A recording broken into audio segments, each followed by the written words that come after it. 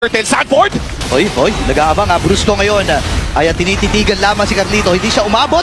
Gayon din naman ito si King Kong dahil Philippines will come from the Suyo and the Granger. Brusco kagad ay nabigyan. Naibalibag niya dito si JP. Gayon din naman ito si Super Prince. Dahil pag River control, medyo pantay ang ating nakikita. Papunta pa lamang ang Onyx Philippines at nakapwesto na si JP. ayaw magpakita dito ng mga miyembro dito ng Onyx. At naibalibag na kagad si JP. -1 ang naging call ng Onyx. Si Sanji habol pa sana. Pero wala na siyang aabutang buhay na JP. Ang tanong ay papalag pa rin ba ang Team Liquid Philippines dito? Sisimulan nata ng Onyx ang pagong na ito. Sanji on to that RBM.